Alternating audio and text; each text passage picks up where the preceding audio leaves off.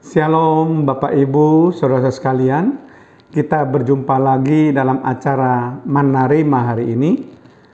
Kita akan buka terlebih dahulu acara Manarima hari ini dengan doa. Terima kasih Tuhan kalau Tuhan masih memperkenankan kami untuk kami boleh mendengarkan Manarima hari ini. Kami ingin senantiasa untuk mengisi hidup kami dengan firman-Mu Tuhan. Supaya kami hidup penuh dengan firman dan firman-Mu menjadi penunjuk di dalam kehidupan kami agar kami tidak salah melangkah Tuhan. Tapi firman-Mu yang menerangi hidup kami. Terpujilah nama-Mu Tuhan, di dalam nama Tuhan Yesus Kristus. Haleluya. Amin. Shalom Bapak Ibu, saudara sekalian. Topik Manarima yang saya angkat kali ini adalah penginjilan kontekstual. Apa yang dimaksud dengan penginjilan kontekstual? Penginjilan kontekstual adalah penginjilan yang disesuaikan dengan konteks budaya dan situasi kondisi setempat. Dan kita juga berlaku seperti penduduk setempat di mana kita bisa berbaur dan berkelompok dengan mereka. Itulah penginjilan kontekstual, seperti yang dilakukan oleh Rasul Paulus, sebagaimana dia menuliskan di dalam 1 Korintus pasal yang ke-9 ayat yang ke-19 sampai 23, merupakan contoh penginjilan kontekstual yang dilakukan oleh Rasul Paulus. Sungguh pun aku bebas terhadap semua orang, aku menjadikan diriku hamba dari semua orang, supaya aku boleh memenangkan sebanyak mungkin orang.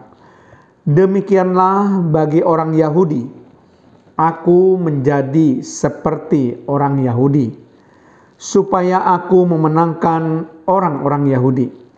Bagi orang-orang yang hidup di bawah hukum Taurat, aku menjadi seperti orang yang hidup di bawah hukum Taurat, sekalipun aku sendiri tidak hidup di bawah hukum Taurat, supaya aku dapat memenangkan mereka yang hidup di bawah hukum Taurat.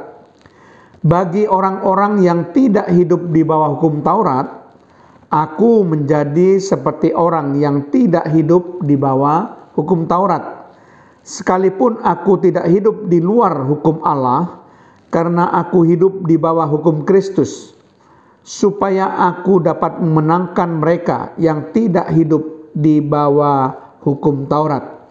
Bagi orang-orang yang lemah, aku menjadi seperti orang yang lemah, supaya aku dapat menyelamatkan mereka yang lemah. Bagi semua orang aku telah menjadi segala-galanya, supaya aku sedapat mungkin memenangkan beberapa orang dari antara mereka. Segala sesuatu ini aku lakukan karena Injil, supaya aku mendapat bagian di dalamnya. Nah, Bapak Ibu saudara sekalian, ini suatu contoh yang sangat jelas, yang merupakan contoh penginjilan kontekstual untuk memenangkan sebanyak mungkin orang dengan cara yang dilakukan oleh Rasul Paulus. Di sini sangat jelas ketika Rasul Paulus menginjil, dia memposisikan dirinya sebagai hamba dari semua orang, supaya punya satu tujuan, memenangkan sebanyak mungkin orang.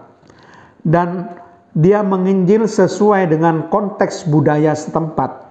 Misalnya saja dia katakan, bagi orang Yahudi, aku menjadi seperti orang Yahudi, supaya aku memenangkan orang-orang Yahudi. Jadi ketika dia menginjili orang Yahudi, dia menempatkan dirinya seperti orang Yahudi.